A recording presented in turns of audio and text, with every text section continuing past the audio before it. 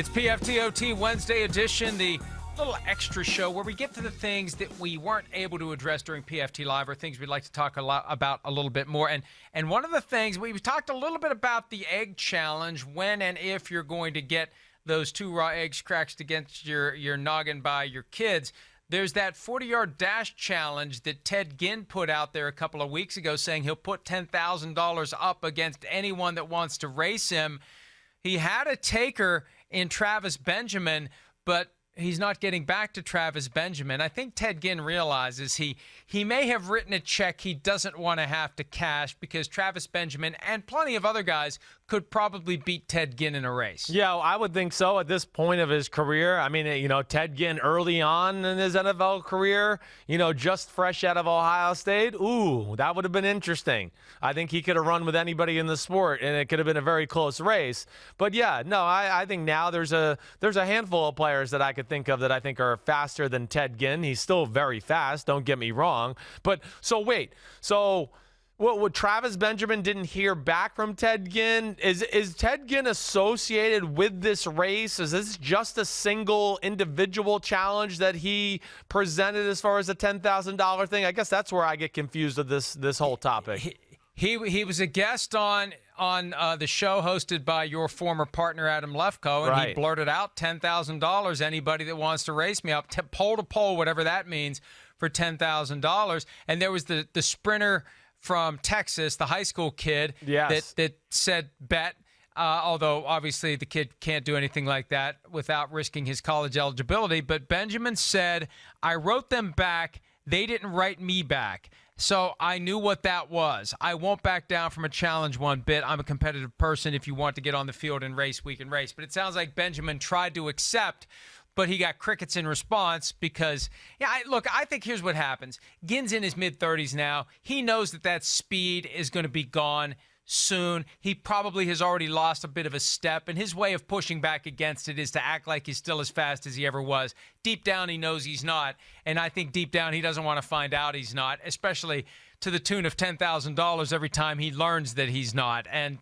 it was funny, but I didn't think he meant it. But I think it's even funnier now. The guys are calling him out on it, and he's gone radio silent. Yeah, he has. Yeah, it's a different thing about talking. That's what happens when you get with a big blowhard like Adam Lefkoe. You say crazy things. I mean that jokingly. Adam Lefkoe's my friend.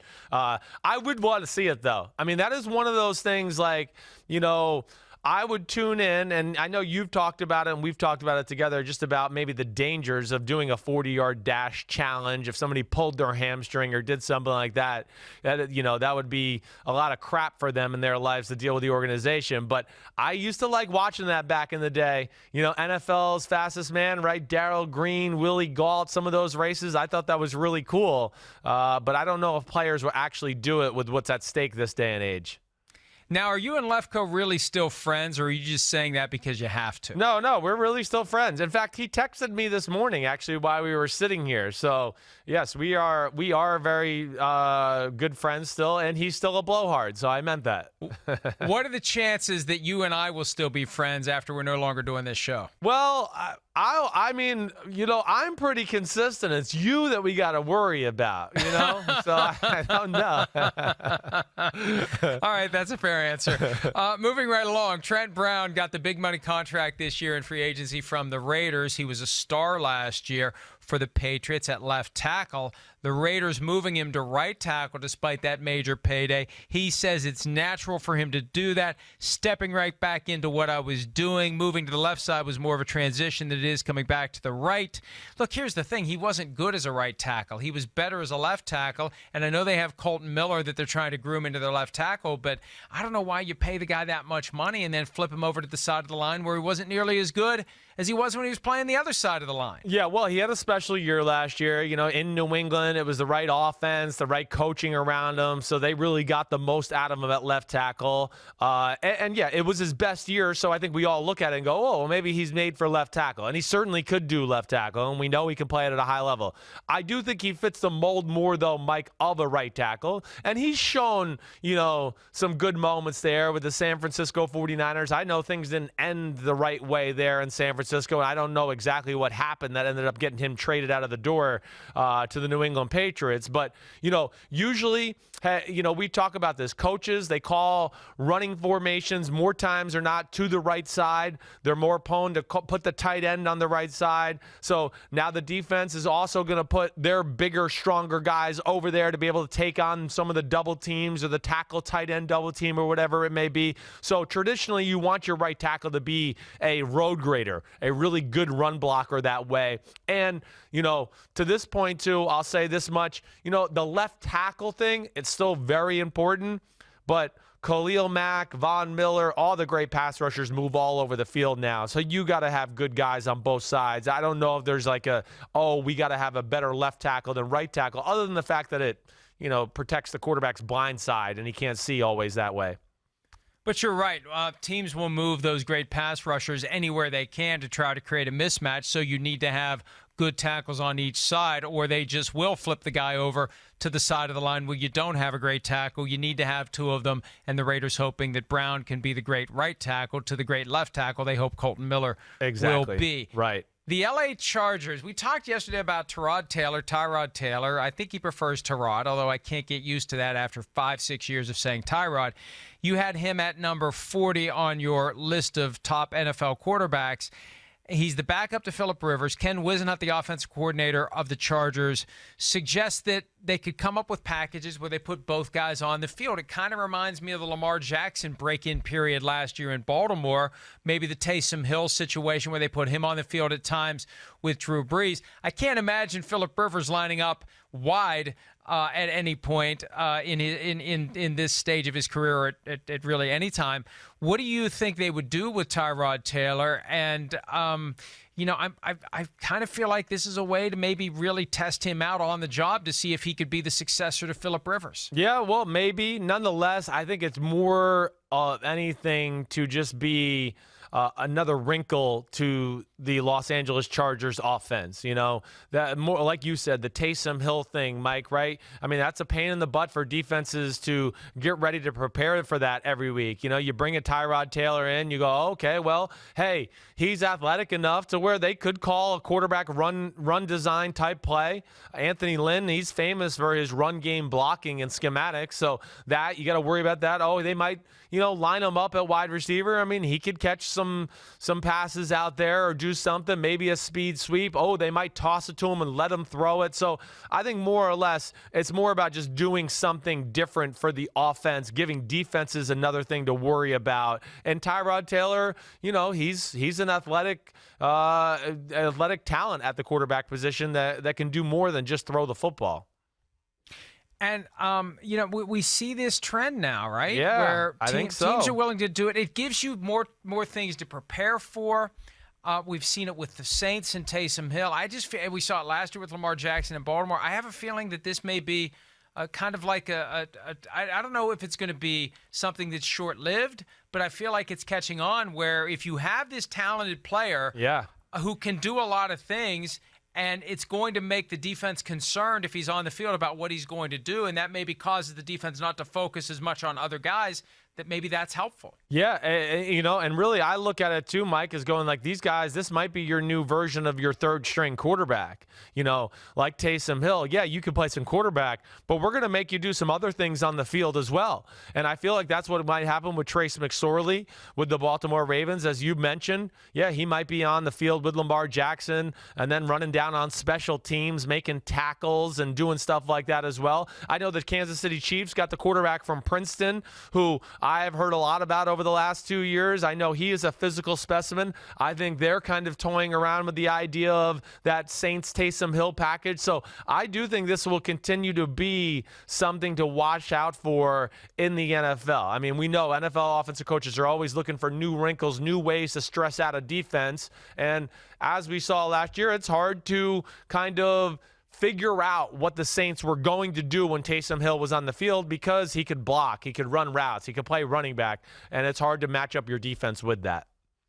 The Bengals used a top 10 pick on John Ross a couple of years ago, fastest 40-yard dash ever at the scouting combine. He may have been pick number 11. Regardless, a top high first half of round one pick on John Ross, and he's never really lived up to that promise. There were concerns about his durability coming out of Washington, and now there are concerns about his ability to adapt to the NFL game. This is a critical season for him. But Tyler Boyd told the team's official website that with John Ross, he's still thinking. He's thinking and then he reacts. I feel like once he gets comfortable and makes plays, he'll be fine. He's just got to cut it loose.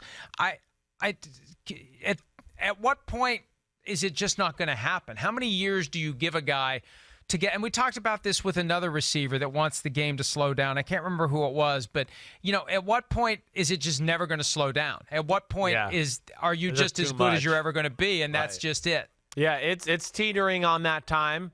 Again, it's going into year 3, and out of his 3 years, this is his second system. He's he's learning. So I'm sure he's not totally mentally free right now. But I think this is what people worried about with John Ross coming out in the draft. I know there was a lot of teams that were surprised he was picked that high. Why? Just because of the speed, the straight line speed? I think people questioned, what kind of football player he truly was as far as a route runner and some of the other nuances that are needed at the wide receiver position. I think he's a little bit viewed as just a straight line speed guy to a degree. But Mike, to what you're saying, you're right. We're getting towards that point. I don't know if I'm in panic mode yet, but I'm looking and keeping a close eye on the situation. And if we get to training camp and we're still hearing these type of conversations and things going on, then yeah, that would be a little bit worried whether how much he's going to contribute to the team this year. Is somebody going to make a trade for him? Where does it all go? But yeah, at this point of your career in year 3, you'd want to have a little bit better feel for the game than what it sounds like John Ross has. We always get fascinated by speed, and the notion of Ross across from A.J. Green in Cincinnati has been something that has sparked our curiosity. It just has never come to fruition yet, and this is the year that Ross has to make it happen. All right, we're 2 years away from a potential NFL work stoppage, and there's been multiple indications that there's reason for hope when it relates to the talks on a new CBA. The NFLPA pushing back a little bit yesterday by advising all agents to tell their players to save enough money to be able to get through a work stoppage that would last at least 1 full year. Chris, I'll ask you, since you went through some of these stages during your time in the NFL, do you really think today's players are wired to miss game checks and wired to miss the opportunity to do the thing they love to do, which is play football? No, I don't. I think that today's player, and you and I talk about this a lot, is more educated on the business aspects of the NFL more than ever before, and they understand that component, and I think they want to drive a tough bargain. But the problem is this, and yes, you're right. I went through this. Now I was fortunate to getting ready to go into this, which was what was that, right before the 2010 season? Am I right about that?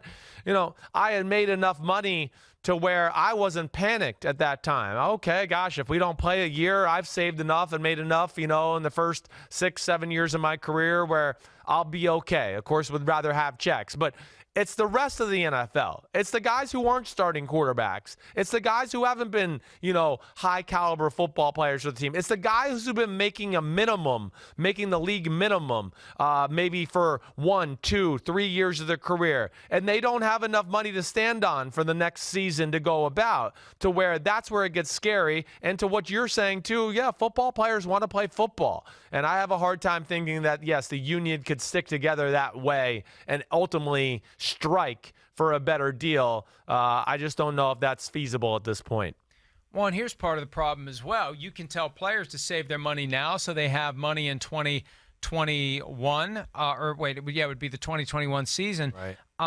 You got a lot of guys still in college that are going to be a big chunk of the NFL come 2021. They're not making money, so they don't have any money to save. And it occurred to me yesterday, Chris, this is one of the ways that the free farm system that is college football, it benefits the NFL that these guys aren't paid because they have nothing to save. So they have a greater urgency to finally get paid, to finally cash in, and they're going to be less inclined to go along with a work stoppage. And they're going to be a significant chunk of the workforce when the time comes, because that happens every year. A certain percentage of the NFL cycles out. Young guys cycle in, and those guys have no money. And what are they going to do to save money in 2019 and 2020? So that's a real factor as well. It definitely is. It's unfortunate that that's the case because it really does create an imbalance, and the owners have a lot more leverage because the owners can do without a season of football. They have other interests that are generating money, and they're going to be owning the team a hell of a lot longer than the players are playing football. That's right. But I just hope that they avoid ever having the kind of imbalance that necessitates a work stoppage. 8 years ago, the two sides got a deal done right on the brink of missing money, missing regular season, preseason games. It would have been preseason. It would have been wiped out. This time around, I'm hopeful they get it done. But I also think that maybe there needs to be a bit of an adjustment in the players' direction. I think this deal is too good for the owners, in large part because they've never complained about it. If they're never complaining about it, that means it's a pretty good deal. What is it? What is it? And you're way more knowledgeable than I am about this subject and some of the discrepancies and things that go on here. What is it? The one thing, if you had to look at to go, ooh, the players should want this changed or ask for this. What is it that jumps out to you, Mike? I think you just want more money. You want more money, and you want a higher floor for what teams have to spend. They still can choose individually to keep a lot of money in their pockets. I would want a higher salary floor, and I would just want a greater percentage of the money that's coming in. Or I'd also want to guard very carefully against efforts by the NFL to divert money before they do the split. They're trying to do that with the LA Stadium, where they want to have more of the funds go toward paying for that. And then do the split? And getting that credit and then do the split. That's where you have to be very careful. Yeah. And we talked earlier in the week about the creative accounting practices the Buccaneers used to try to get a piece of the Deepwater Horizon oil spill compensation fund. The NFL will use creative compensation when necessary to try to get a better deal for themselves. So I think they have to be very vigilant to ensure that they're getting a piece of the biggest pie possible, get the biggest piece of the biggest pie, and force the teams to spend more by raising that salary floor. People talk about getting rid of the salary cap. They get rid of the salary cap. They get rid of the salary floor. And you would have teams that would be going with minimum salaries across the board. You want to force teams to spend more money. That's what I would try to do. It all comes down to getting more money in the hands of the players. They have a limited window to play. They have a limited window to earn. They take significant physical risks. The money is, I think, the biggest thing. And obviously, it's the biggest thing for ownership. It's why they're all in this. Yeah. They're in it for the money. The money is the top factor. Well, yeah, Mike, I mean, and to your point, and just read, hey, you look at, there's 12 teams in football that have $20+ million left on their salary cap still. And that's not towards the teams at the top of the list, like the Colts, who are almost at $60 million, and the Houston Texans at 40, and the 49ers at 35. So to your point, you're right. I never really thought about that, but the floor has to raise. That's a bunch of crap to me right there, that there's this money, unaccounted millions out there that aren't going to the players that ultimately are going to be pocketed by the organization and the billion-dollar owner. So good job by you. I think you have a good day job. You have a future in this business. Way to go. Well, and it can keep going up and up and up each year too if you hover around that minimum. Now, every 4 years, and it gets very complicated very quickly. On a 4-year rolling average, you have to spend 95% in cash of the cap. But still, you can pick and choose when you're going to spend, and you can use creative accounting practices. And bottom line is, you can keep a lot of money in your pocket. And that $60 million in cap space, that the Colts have, that is money in the pocket of Jim Irsay, who can go buy John Lennon's piano and Prince's guitar and all sorts of other crap because it's $60 million he's not spending on making his football team as good as it can be. Think of how much better they would be if he had been spending that money all along and getting good free agents and bringing those people in and making that team better and better. They'd be a potential dynasty if they were using that money. All right, we got to take a break. We got to take a break. A break until tomorrow. Taking a long break. We're done. We're taking a long break until 7 a.m. tomorrow on NBCSN, 6 a.m. Eastern tomorrow on NBC Sports Radio. When's the next Unbuttoned? We'll do it tomorrow, Thursday. It'll be out, Thursday evening, early Friday morning, somewhere in that time period there. Has the full Josh Allen interview dropped? I think that is happening this week on that today. That'll happen. Yes, today. All right, today. Where can people find it? I'm giving you a chance to plug your show. Yep. Well, anywhere you download your podcast, Chris Simms Unbuttoned is available. If you want to watch us, it's youtube.com/NBC Sports is where to find it. I give you the chance to plug. Don't pull the Rob Gronkowski when I told him, hey, now's your chance to tell everyone why they should buy your book. He said, that's a good question. I don't know why. That's a good question. I don't know why. Yeah, that is a classic story. See you all tomorrow, everybody. Have a great day. See ya.